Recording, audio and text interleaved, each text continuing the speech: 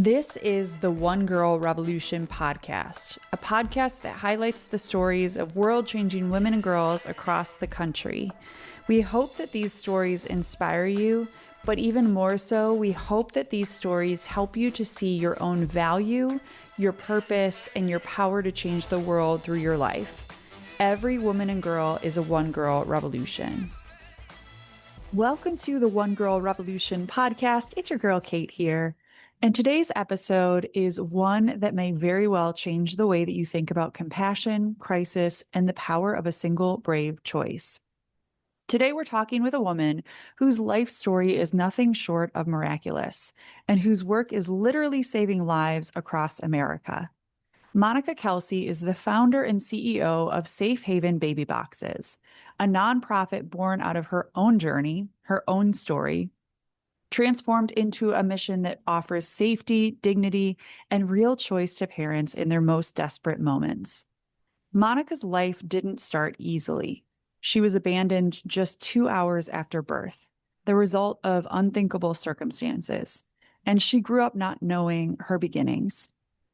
That profound experience didn't break her, it became her calling.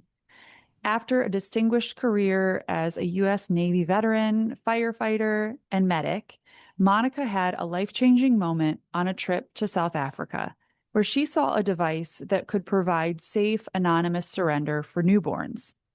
She returned home and sketched her own version on a napkin, a simple, life-saving idea that has now become Safe Haven Baby Boxes.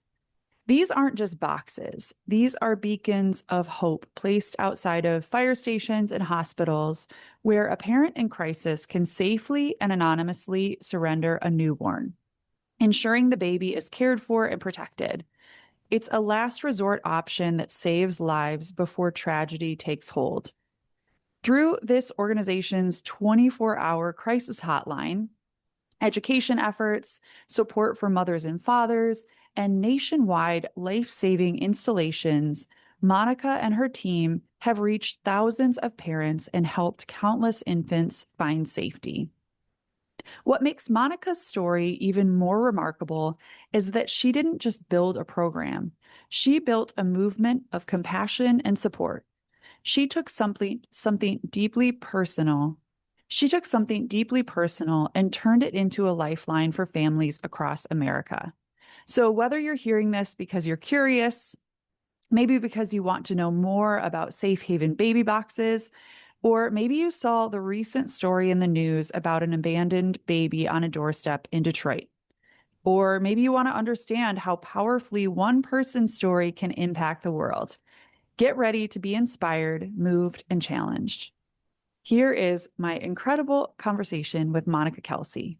Monica, welcome to the One Girl Revolution podcast. Thank you. I appreciate you bringing me on.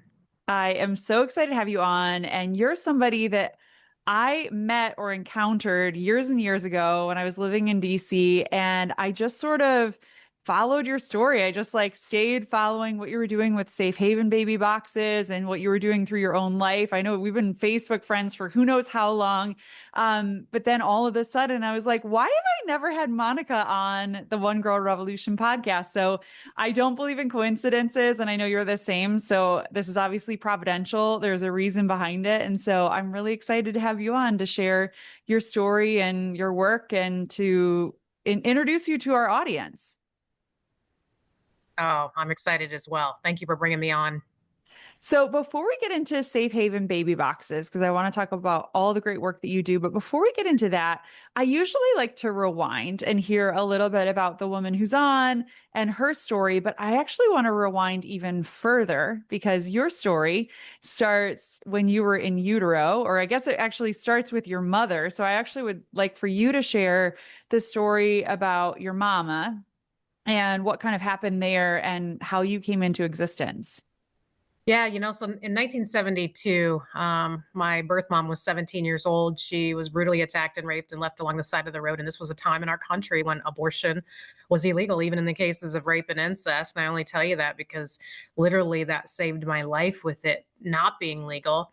But she, pressed charges against the man who had raped her. He was arrested and he was charged. And if that wasn't the worst of it, when her life was finally getting back to normal, she found out she was pregnant, and she was hidden for the remainder of the pregnancy and then gave birth in April of 1973 and abandoned her child 2 hours after that child was born. And that child was me. So, I stand on the front lines of this movement as one of these kids that wasn't lovingly and safely and legally and anonymously, placed in a safe haven baby box by a parent that wanted me. But this is my legacy. And I'm now their voice, and I'll forever walk with these moms as they choose something safe for their children.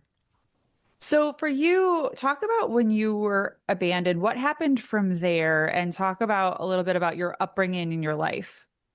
Yeah, I was abandoned. I was put into foster care. And then when I was 9 weeks old, my parents got the call that a little girl needed a home. And so my mom and dad, my adoptive mom and dad, took me in. And I'll tell you what, I always say that my parents are the parents that every child deserves to have. They were just that good. They adopted me and my older sister, and then they got stuck with my younger sister because they got pregnant for her, so they didn't really have a choice on her. It's kind of the family, comedy, because my older sister and I are both adopted, and she's the only bio child, and so. But growing up, it was just normal. And I graduated high school. I joined the United States military, spent 8 years defending our country. And then that's where I got my love for firefighting, and became a firefighter and a medic, and retired from that in 2019. So then you went from there and you took a trip to Cape Town, South Africa. And that was really a life-changing experience for you that really led to Safe Haven baby boxes. Can you tell that story? How did you end up in Cape Town, and talk about that experience? Yeah, it's kind of funny. Pam Stenzel, who's a great friend of mine, we knew each other, but we didn't know each other, and I wanted to start speaking to audiences. And she says, "Well, I'm going to South Africa. Do you want to go?" And I'm like, who's going to say no to this? And she says, I'll let you speak every time I speak. And I'm like, oh my gosh, this is great. And she's like, and I'll critique you. And I'm like, oh, this is really great. And so we spoke 14 times in 16 days in South Africa. And remember, she didn't know me. She took a chance on me. I mean, this girl that she's only met a few times, knew her through Facebook. She offered to take her to South Africa, sleep in the same room with her for 2 weeks. Hopefully she's not a serial killer. And that literally that changed the course of her life and my life as well. And we were at a church in Cape Town. It was the only church in Cape Town that had a baby safe. And there's hundreds of churches there, which is just incredible that I happen to be at that specific church. And I don't think Christ makes any mistakes. That there's a reason why I was at that church. And so as I'm walking in the door, I look to my left, and it says baby safe, and it looks like a mail drop box. And I'm like, what is this and what is it used for? And they said, well, women bring their babies here at night when they can't care for them or they don't want them. And then the pastor comes and takes the child, and then someone from the church adopts the children. And I'm like, shut the front door. Like, does this really work? Like, is this something that could possibly be useful in the United States? And so on the flight back from Cape Town, South Africa, on a Delta napkin, I drew my version of this baby box, and then started the uphill battle in America of bringing it to life and getting people to realize that anonymity is important to some people. It's not important to all people, but it's important to some people.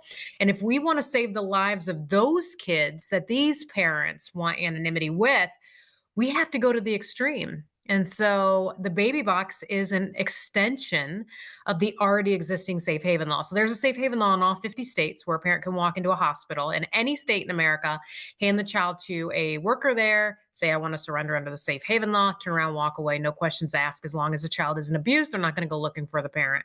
And so I didn't change that.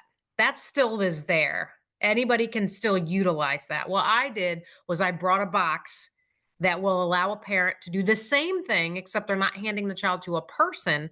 They're placing this baby in an electronically monitored baby box that calls 911 on its own. And it allows this parent the anonymity for those parents that absolutely have to have anonymity because it's important for them. And so that was the birthing of Safe Haven baby boxes. It is so incredible, and I know that it's grown and evolved through the years, right? But I want to know about that first. You're on the flight and you're drawing this idea, and I'm sure that it wasn't as technologically, whatever you want to say, technological as you are now, because I know that we've also like grown and evolved in technology. But what was it like from taking that napkin and Mhm. then saying, all right, we're going to open up the first baby box? How did that kind of come about? So that was a couple of years in the process. So I took that napkin and I took it to, and I still have the napkin today, by the way. But I took that napkin with a ketchup stain on it to a builder in Fort Wayne, Indiana. And I said, I want you to build me a baby box. And he's like, a what? Like, what are you doing? Because this had never been done in American history before. And so I'm like, I'm going to put this in fire stations and hospitals and I'm going to save babies' lives. And he thought I was crazy, literally thought I was crazy. And he's like, well, for $700, I'll build you whatever you want. And so I wrote a check from my husband's account, walked out of there like a boss. I thought I was like on top of the world, like, hey, look here, I got this box for $700, had no electronics in it, nothing, just a shell of a box. Then I started the, uphill battle of getting a legislator to listen to me to change the law to allow for these. But the first box that actually went in is completely different than the box that we have today. So you're right. We have taken technology and we've utilized it, which I think is a beautiful thing in some avenues where, this mom is going to walk up to this box. She's going to trust this box. It has to work 100% of the time. And so utilizing the best technology that is out there to ensure this baby is picked up within 2 minutes is critical. And so today, these boxes are way more sophisticated than what they were back in 2016. We have replaced all the boxes that we put in originally that wasn't as sophisticated as they were today. I mean, they worked, they never failed, but we have just evolved. And so we did patent the design of the baby box so that nobody can come behind us and profit off of our invention. But yeah, it's changed a lot, and we're going to continue to change it because technology is our friend. It really, really is. And so the more we can utilize technology after it's been tested and tried, it's a good thing. And so yeah, um, totally different than what it was in 2016. Well, and you're exactly right. Technology is our friend, and there are things that we're like growing and evolving. And I think it also helps women in these situations where they're placing their baby into the box to know like your baby's going to be warm, it's going to be okay. Like we're going to have all these other things because you're exactly right. It has to work 100% of the time, which is a lot of pressure for you and for everybody who's working on this project. Every woman, every girl. The world tells them they don't matter, but we know the truth. Every woman and every girl is a one-girl revolution. Through the Every Woman, Every Girl campaign, we're telling powerful stories, lifting voices, and reminding women and girls everywhere of their worth, their purpose, and the power that they hold to change the world. But we can't do it without you. Your donation helps us share more stories, reach more women and girls, and change more lives. Join the movement today. Support the campaign. Donate at onegirlrevolution.com/donate. That's the number onegirlrevolution.com/donate. Because when every woman and every girl rises, the whole world changes.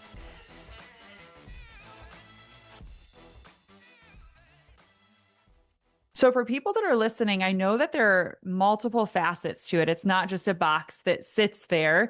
Talk about kind of the whole process of, what happens when a baby gets placed in the box. And I know you also offer like wraparound services and resources as well. Can you talk about kind of the overarching mission of Safe Haven Baby Boxes? Yeah, so when a parent walks up to one of the baby boxes, all the parent literally has to do is open the door, place the unharmed newborn inside, shut the door, and literally walk away. That's all she has to do. She doesn't have to push any buttons. She doesn't have to turn any knobs. Literally just open the door. The box, though, is already, once that door open switch is opened, it is already working. That's the first alarm. There's three main alarms to this box that are not connected to each other. And so that was really important for our engineer when he started really designing this, was if that door alarm fails, for whatever reason, we know electronics will fail, we have to have a backup. And so we actually have two backups. And so none of them are connected to each other. And so that's really one of the great things about the baby box is there's three fail safes on this box. But as soon as the door is open, it calls 911 when baby's placed inside. 911's getting a second call.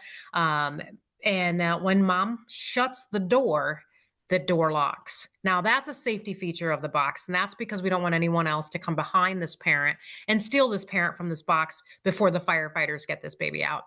Average time for babies in our boxes is right at 2 minutes, and these boxes are heated, they're cooled, it's basically a medical bassinet that you see in a NICU in a hospital inside one of our baby boxes. So these babies are safe and secure and warm for the 2 minutes that they're in there. Now, once a mother places the baby in the box, there's actually an orange bag that falls to her feet. That orange bag is what has all of our resources in it. On TikTok, we have about 1.3 million followers on TikTok. And I'll tell you, for the longest time, what's in the orange bag was the main question. I want to know, why does this mother have to take this orange bag? What's in it? Well, there's free medical care that she can get. There is free counseling that she can get. She can also call or text us any time of the day to get any services that she needs in her community. We're going to come to her. We're not going to tell her to come to us. And so those are critical, because these moms, when they do reach out to us, they expect us to be doing exactly what we're saying we're doing. And we try to go above that and beyond that. And so I have the absolute honor of being friends with a lot of these moms that have utilized our box. And this year for Christmas, and it's just, this is kind of my way of giving back. I don't have to do this. It's not part of my job, per se. But I found these bracelets that are prayed over before they're shipped out.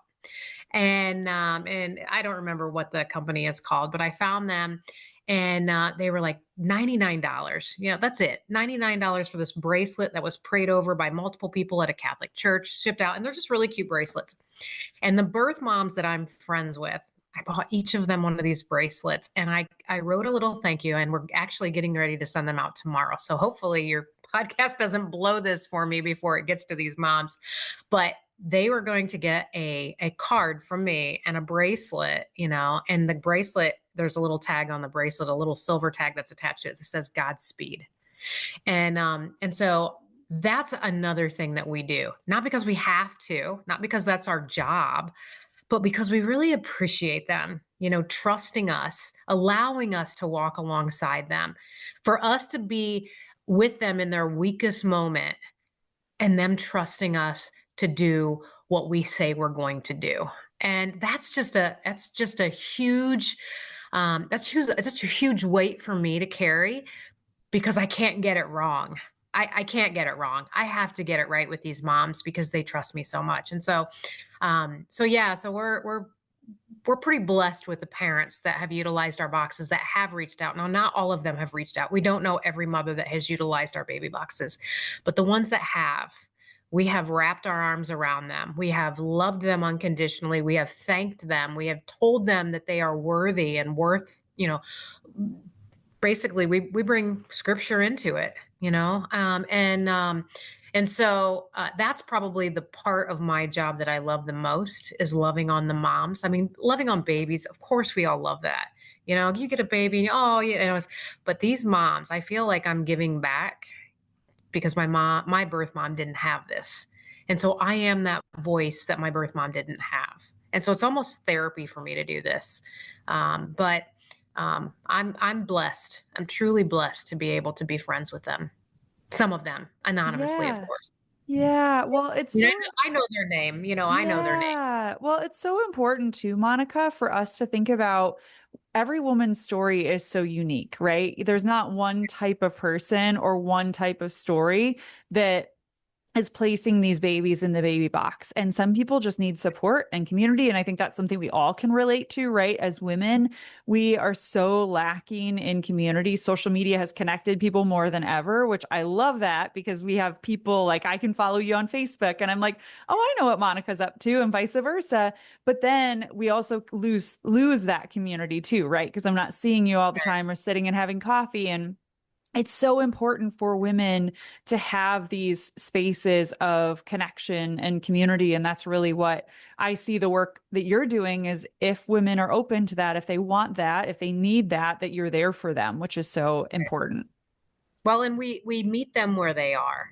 Some organizations, and I've been very critical for some organizations because they say, I want to, I want to start an organization or I want to start a program within our organization that does this, this, and this. And it's like, have you talked to the people that you're trying to work with? Because they might not need this, this, and this. You have to meet them where they are. Not try to tell them what's best for them, not tell them what they should do, or this is the best avenue for you. No, we're not going to tell you any of that because we don't know. We don't know what the best avenue is for you. What we do know is that we can love you on this road and walk alongside you. And if you make the wrong turn, we're still right beside you. We're not going to leave you, and we're gonna help you navigate back to the road that you feel is best for you. And so that's what I love about our organization is we meet them where they are, and that truly is a gift for them. So, what about the babies? What happens to the babies once they get placed in the boxes?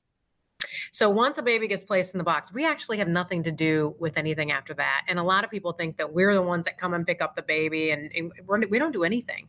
I actually had somebody that was criticizing us, saying that we were trafficking babies, and I'm like, no, what you're saying is the fire department's trafficking babies because they're the ones who take the baby from the box to the hospital and turn it over to the state, And so people need to really understand the process. And these babies are taken from the baby box by the medical personnel at the either hospital or fire station. That's where we install baby boxes, and they take the baby to the hospital. Then, so say it's a fire station, they give immediate medical care if this baby is in distress or needs medical care, and then takes the baby to the hospital, and then turns the baby over to the hospital, where the hospital then turns the baby over to the state. The process for adoption of our babies is literally faster than foster care. So a lot of people are like, oh my gosh, it's going in foster care. No, it's going in the foster to adopt program. This means that these babies are eligible for adoption. We're not fighting a parent. We're not trying to, get a parent to do something to get this child back. No, these parents have already said that they surrender their infant. And so we do have to terminate. And I say I'm saying us as in general, the courts do. They have to terminate parental rights of the unknown parent, which is just a legal process that they do. And then the baby's placed with their forever family. Now, a lot of these babies are placed with their forever families right from the hospital. And then the paperwork is happening, and it takes probably 6 months for the paperwork to be completely done. But these babies are with their families immediately. And that's really important for me because 9 weeks I was in foster care.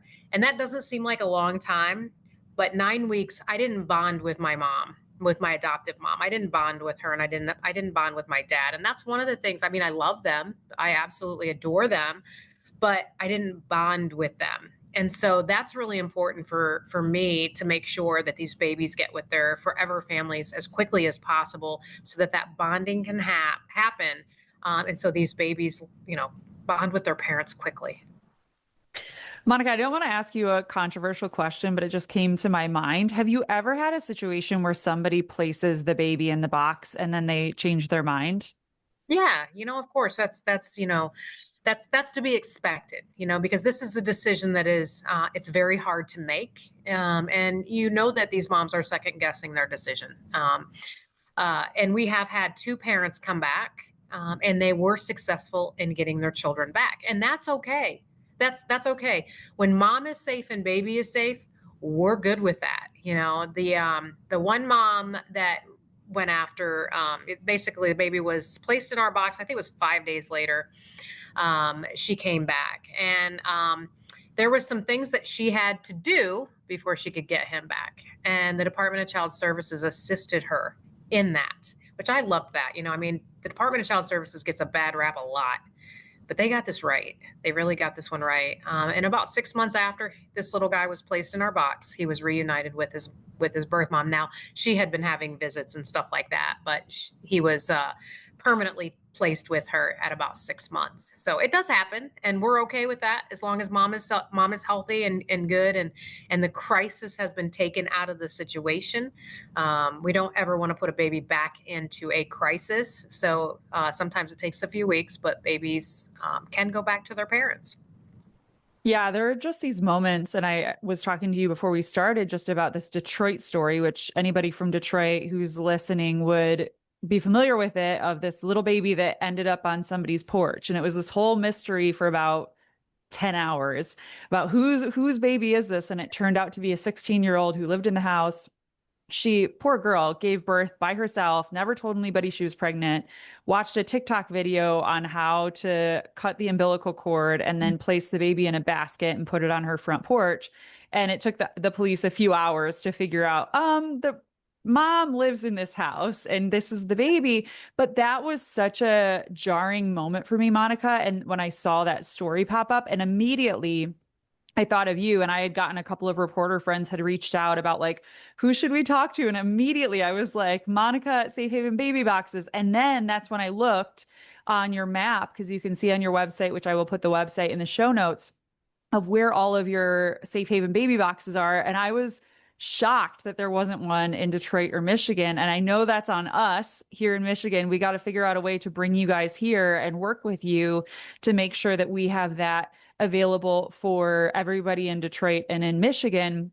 But I started thinking, I went on a rabbit hole one day, Monica, about, what happens in these situations where a mama can't take care of her baby. And sadly, there are so many stories, not to take us down a dark road, of where the babies don't make it because the mom can't take care of the baby, or they end up dead. And I'm not going to get into the graphic nature of it, but I just see the power of what you're doing, where it's just an available resource for mothers and fathers too. I'm sure that there are situations where the mother and the father of the baby are like, we can't take care of this baby. Let's put the baby in the box and give it to a family that can. And it's so important for those resources to be available to save these children and to also support these parents as well. Yeah, that case actually, as soon as I heard it, I immediately thought that someone was lying. This actually happens more than you realize, really more than you realize, where babies are found and then it's found out later that it was the parent that actually said that they found this child. That actually happened in Terre Haute, Indiana, a few years ago. A father took his baby to a fire station and said he found this baby by a trash can. And so this started this entire, police investigation and using all these resources to try and track down who left this baby at this trash can. Come to find out he was the dad that was and it's like, those are the parents that want anonymity. They want anonymity. They don't want to walk into the fire station. They don't want to go face to face and have to lie to somebody about it, or feel like they can't tell the truth. This is the perfect example of why these boxes exist. And the case in Detroit is the exact same way. If there was a box up the road, no one would know about this case. If she could have utilized that or contacted us, and we would have arranged for something, whether 911, we call 911, have them go pick up the infant or something like that, none of this would be known because it would have been legal. But what she did was she used resources, which is against the law when you make a false report, and she could be she could be prosecuted for making a false report. But baby is safe though, and you got to look at the intentions of the mother as well. She never intended to harm this infant ever. She did exactly the opposite. She tried to protect this infant and immediately say, hey, somebody, this baby needs help, but unfortunately, this happens more than you would think. Yeah, it's so important. Stories are so important. And that's why this podcast exists, is really to highlight stories like yours and resources that are out there, because you never know when you share something on social media who might see it, right? Where it's like, oh, Safe Haven Baby Boxes. I always say that the free and easy way for anybody to support an organization is just to share on social media or make a TikTok about it And if you live in an area where there's a safe haven baby box, go and make a cool TikTok or post about it. Go see the baby box and tell Yeah. people about it, because it's so important for us to spread awareness, because you never know what person might need to know about that resource. So it's all up to us to spread awareness. Well, and I want to bring up a really good point. So I did a podcast on Thursday down in Richmond, Indiana, for the city of Richmond. They were highlighting their baby box that had been in for a little over a year. That's critical for a city to say, hey, don't forget, we got this box. And one of the firefighters there, and I'm a retired firefighter medic, but I didn't, he like hit it on the nail. He said, when we go out on calls, there are calls we remember that we will never forget. And babies being pulled from dumpsters and trash cans is a mental tragedy for us. And you think about it, you pull a dead infant from a dumpster or a trash can, that's going to live with them for the rest of their life. And so not only is it harming the parent and the child, we're now also harming our first responders who have to investigate and pull this baby from wherever it was left. It's so important. I'm so glad that you shared that, because we don't think about the things that don't happen right in front of us. Like, if I don't see it, it doesn't exist. And we can say that about any issue, any topic, even homelessness, right? If you don't see Right. homeless, oh, well, homeless people aren't here in my community because I don't see them. And it's like, we Right. need to open our eyes to the things that are going on in our own communities. And you're exactly right. There are babies all across our country that are showing up dead in trash cans and all kinds of situations. And if people open their eyes, they'll start to see it. They'll start to see those stories pop up, because they are out there, and the news does cover those stories, sadly. But we need to open our eyes and do what we can to be the solution, for sure. Yes, absolutely. You're absolutely right. And people need to be talking about it. The safe haven law has been out there. We need to be in the schools. We need to be in the colleges. You need to be in your churches. Kids in church are not always just following the books. And so we have to be everywhere that these kids are, because the average age is 18 to 24. So you've got high school kids and college kids. Now we have had, a mom that was 44, and we've had a mom that was 13. So it is pretty much every menopausal woman. However, the majority is between 18 and 24. Monica, I want to talk about a positive story, or maybe two, if you could share. And I know that there are so many stories, you could write books and books and books about it, but I would love for you to share a positive story of maybe a baby that was placed in the box, and like showing why, illustrating why the work that you do is so critical. It also could be one of the mamas that you've stayed in touch with, but I would love for you to share a story or two illustrating the power of the work that you're doing. One of them that comes to mind is, and they're actually going to be on my podcast before long, but we had a baby placed in one of our boxes in Indiana. And this mother drove through 2 states to get to this box, because the state that she lived in didn't have a box, and the state next to her didn't have a box. And so she drove into Indiana to make sure that she kept her child safe. Baby was placed in the box within a few hours of being born, and was healthy, perfect, placed with the Forever Family. The Forever Family contacts me, and they're like, "Hey, just want to let you know that we adopted one of your babies, and she's beautiful." And she goes, "And do you ever have connections with the birth moms?" I'm like, "Yeah, sometimes we do." And this mom, we actually were working with her. She was actually going through our counseling service. So, and that's a big thing for us, is we want to get these moms into counseling to make sure that they're okay, emotionally. And so she was in our counseling program. And so this adoptive mom was like, "If I write a letter to her, will you give it to her?" And I'm like, "Of course I will, if she will take it. I'm not going to just send it to her. I'm going to ask her if she wants it." And so and again, texting these moms. This was one of those moms that I was texting back and forth with, and I have a relationship to this day with. And so I texted her and I said, "Hey, I just want to let you know that I just heard from the adoptive parents that have your little girl. And she wrote a letter to you. I'm not asking, if you don't want to take it, let me know. I will just hold on to it until you're ready. But you let me know if you want this letter, or when you want this letter. I'm just putting it out there that I do have it. And the birth mom would like for you to have, or the adoptive mom would like you to have it if you're ready." And she's like, "Send it to me. Like, I need it." And she wanted to just make sure that her child was okay and just healthy and perfect. And so I sent the letter to her.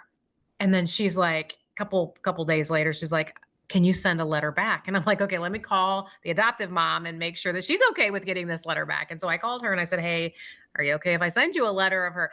And in the meantime, my psychologist, who is on my board of directors, was against me doing this because she's like, this could cause a lot of problems. I'm telling you, and I'm like, so I had to get them to sign something stating that they're not going to hold me responsible if anything bad happens. But I just knew it was the right thing to do. And so I sent this letter back to the adoptive mom. And now these two meet twice a year. They're going to come on my podcast together. And so now she gets to see her little girl grow up. And that is one of the beautiful things that have come from Safe Haven Baby Boxes. Now, this doesn't happen all the time. This is like one of the times that this has happened, but it's a beautiful story in the end because this mom is at peace. You know, she knows her baby's safe. She sees her baby. She knows she's beautiful and healthy. And so that's a really good story. And then we also have another story, baby Nola. And Nola was actually a handoff. And what I mean by handoff is Nola wasn't placed in one of our boxes. Our hotline, that is 24 hours a day, 7 days a week, received a call from her birth mom that she wanted to surrender. And so we actually got her to hand the child to a person and not utilize the baby box, which is actually pretty common for us. But she called us. It was in the middle of the night. She was very calm. And she said, hey, I seen this phone number on one of your billboards. Can you help me surrender my baby? And of course, Pam, who is a psychologist, she's like, of course, where are you at? You know, and so she starts, she literally drove from her house. She didn't want 911 coming to her house. She didn't want anybody knowing where she lived. So she drove to Walmart. And we sent fire and medical to Walmart to take custody of her child under the protection of Safe Haven. But that goes to show you how far these moms will go and how important education and awareness in these billboards are that we place everywhere, you know, all over the place. But it just goes to show you the power of the hotline. You know, we could have sent her to a baby box. I mean, there was one right up the road. But we wanted to get this baby in the arms of someone because that's safer. And that's what our program is all about, is just getting this baby in the arms of someone safe. But if we can't, we're going to direct her to a baby box. And she was willing to hand this baby to a person. And it was just a beautiful story. Now we have a really good relationship with baby Nola and her adoptive parents. Her adoptive dad is a firefighter, and they're just beautiful people. But we've never heard from this mom again. And you know, we worked with her through the night that night. And the next morning, we talked to her, and then, you know, we're not going to call her, of course, but she's never called us back. And we hope that she's at peace. We pray for her all the time. But that's a story of the program and how it can be successful even without the baby box. Yeah, it's so important to have all those different resources. And like you said, a billboard, you never know who might see it to call it. And maybe it's not even the person that needs to surrender a baby, but it's their sister or their friend. And we can all do something to spread awareness and help other people in our own lives and in our own communities. So I hope that everybody who's listening gets involved in the great work that you're doing. The world tells women and girls that they don't matter, that one woman, one girl can't be a revolution. But that's not true. Every woman and every girl is a one girl revolution. Join the Every Woman, Every Girl campaign today by posting a video or graphic on social media telling us why you are a one girl revolution. Tag us, collab with us on Instagram, and shout out a woman or girl who inspires you. Tell us who is a one girl revolution in your life. Together, we are lifting voices, telling stories, and reminding every woman and girl who she really is. Follow along, share your story, and be a part of the movement. Because when every woman and every girl rises, the whole world changes. Join us today at onegirlrevolution.com. That's the number one, girlrevolution.com. Where does Safe Haven Baby Boxes go from here, Monica? I know this is a big question, but in your dream of dream worlds, where do you go from here? And how can we all support the work that you're doing to bring it to places like Detroit and Michigan? And I know that there are other places on that map of yours on the website that you want to go to. So what can we all do to help you grow and evolve your mission? Well, my personal goal, I'll just start with that. My personal goal is for when I'm ready to retire. I'm in my 50s now, so I've got probably another 15 years. And when I retire, I can't take this with me. It's a nonprofit. So I'm doing this not to make money, but I want to hand the keys to one of our babies. I want one of our babies to take this to the next level. That is my personal goal, is for one of them that we have saved. You know, my life was saved so that today I may save others. And hopefully their life was saved so that they may save others. And so that's my personal goal, is to have one of our babies run this company after I'm done. But the company's goals, I don't have any. And I say this because I'm not driving the bus. Christ is driving this bus. He has been from the beginning. Doors have been open that should have never been open, but they were only open because of one reason. And I say that I'm riding in the passenger seat of this bus as Christ is driving, and the road has been extremely bumpy. There has been some abrupt turns and some abrupt stops. But wherever he takes us is where we're going to go, because we have the faith that he knows what he's doing, and we're going to follow that faith. And so hopefully it's somewhere warm, because right now it's not here. So if next week he wants me to go somewhere warm, I'd be happy to do it with no complaints. But you know, I mean, in 5 years, I don't know where I'm going to be, because I'm not driving the bus. So I guess wherever he takes us is where we'll go. I don't know if we're going to open more states. I assume we are. But you know, we're here for the ride, and it's the safest ride out there. How can we advocate? Like, if I'm in Michigan and I'm like, and I know that, you know, you're not in the driving seat, but how do I, as a listener, reach out to Safe Haven Baby Boxes and say, I see a need in my community. How do I get this here? What does that look like? And I know it's probably different for each one. Well, contact us first, because we do have people that are trying to get baby boxes in the state of Michigan. They are getting pushback after pushback after pushback after pushback. So back in 2018, I don't know if you're aware of this or not, but back in 2018, we actually passed a law, the state of Michigan, allowing for baby boxes. Governor Snyder at the time vetoed the bill and killed it. And so his response to why he didn't want baby boxes in the state of Michigan is because he wanted babies to be handed to people at fire stations. And it was interesting, because right after that happened, where he vetoed this, 2 babies were left in unsafe places. And it's like, you can want all day long, but it's what these women are willing to do and where you're willing to meet them at. And so we've been trying ever since then to get into the state of Michigan, and we need everyone's help.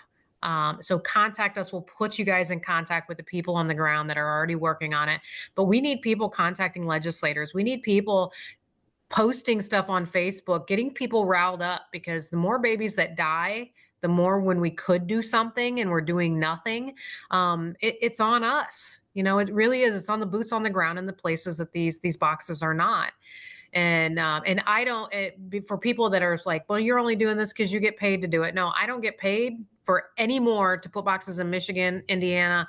I mean, if I put 1 box in or 500 boxes in a year, I get paid the same amount. My board of directors actually makes my salary, and it's public. You can Google it.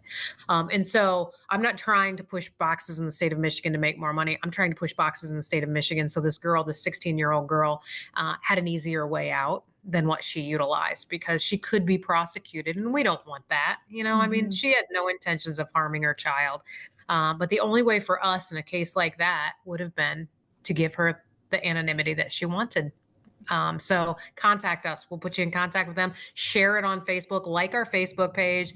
If you're on TikTok, go to Safe Haven Baby Boxes. I do educational videos on TikTok all the time, a little bit of humor. I got a foster dog right now that everybody loves on TikTok, that broke both of her front legs. So we're dealing with that too. So you get a little bit of Monica Kelsey's life, kind of mixed in with all of the educational videos. So hopefully you're along for the ride, but yeah, just follow us and share. Follow us and share. I will put all of the links. I'm like laughing about your poor dog. She's down on my feet right now too. So they took her cast off, and she's like limping all over the place. It's like pathetic. I have a one-eyed dog, and I always thought that I wanted like a dog with special needs, and sure as heck I got one, Monica. So I'm laughing about our commonality with that and our dogs. But I will put all of the links to your social media in the show notes. I will put the link to your website so people can easily donate to the work that you're doing. And I know that every single dollar dollar helps you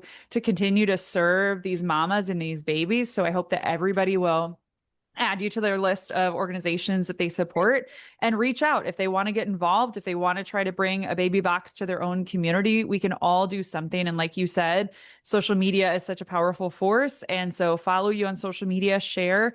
I'll also put a link to your podcast so people can check that out and subscribe and listen and just continue to follow all of the work that you're doing. Monica, I want to ask you, so right now with One Girl Revolution, we are running a campaign called Every Woman, Every Girl, because we believe that every woman and every girl is a one girl revolution and they are changing the world every single day. And we don't hear that a lot in the world and in the media. I want to know from you, how do you see that every woman, every girl changing the world? How do you see that truth reflected in your life and your work with Safe Haven baby boxes? I look at my life as a gift, and a gift that was given to me out of tragedy, that Christ had set up all of these years ago. I'm doing the work that I'm doing today because my life was saved all those years ago. But Christ knew exactly what he was doing along the way. He knew that I needed to join the United States military to get the respect for others and to learn responsibility. And that's where he gave me my love for firefighting. And it's like my entire life was set up for this moment. And so I am just blessed that Christ chose me for this role. At one time in my life, I was like very devastated because of the truth. But today it's like, how blessed am I to be doing this work, saving lives across this country, working side by side with moms who are just incredible. And then, allowing them to work with us. It's one of those things that you just can't explain. You just feel so blessed. And that is us. That is us. But I believe that Christ set this up from the beginning. And for such a time as this, are these boxes needed? Monica, this podcast is called the One Girl Revolution podcast, and you are a One Girl Revolution. And I'm thinking about all of the mamas who have even put their babies in the Safe Haven baby boxes. Those are One Girl Revolutions. They are changing the world. I think there's such a power in knowing like what we can do and what we can't do. And I have so much respect for the mamas even saying, I can't do this right now, or I can't do this at all. And I know that somebody else will step up to the plate and take care of this baby. So each and every one of those women involved in the Safe Haven baby boxes are One Girl Revolutions to me. I think about One Girl Revolution as a world changing woman and girl. But when you hear that phrase, One Girl Revolution, what does it make you think of, or what does that mean to you? One girl revolution. Oh my gosh. Being a leader, being a leader in what Christ has called you to do. If you don't have Christ, you don't have anything, because he's the one that's going to open the doors for you. But when the doors are shut, you also got to look at, that's him shutting that door. And so I think if Christ hands it to you, he'll get you through it. There's that saying that, if he brings you to it, he'll get you through it. But you have to have faith that that's true. You have to believe it. And so the believers out there will understand that when Christ gives you a job, he's got you. He's got you. Well, Monica, you are such an example of that. And that's why I wanted to have you on this podcast. I'm just so grateful to know you and know about your incredible work. I want to give you an opportunity to give a shout out to another One Girl Revolution. Who is a woman or girl in your life that inspires you that you want to give a shout out to? Oh my gosh, probably Pam Stenzel, the one that took a chance on me and took me to South Africa when only knowing me for a couple of weeks, but knew that that this was what Christ was asking her to do, and she had faith that it would work out. And now we've saved so many lives together. She's on my board of directors. She works with me, and it's just one of those things that if it wasn't for her, would there be baby boxes in America today? And she literally is the one that changed the course of my life and her life as well. What a hero. And you are such a hero. And again, I'm so grateful to be connected with you. I can't wait to stay in touch with you.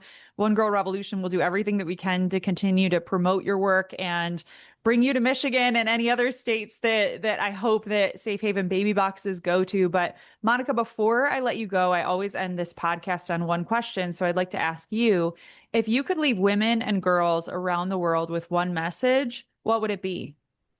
Hope. One word. Hope. There is always hope. and hope would be what we would champion.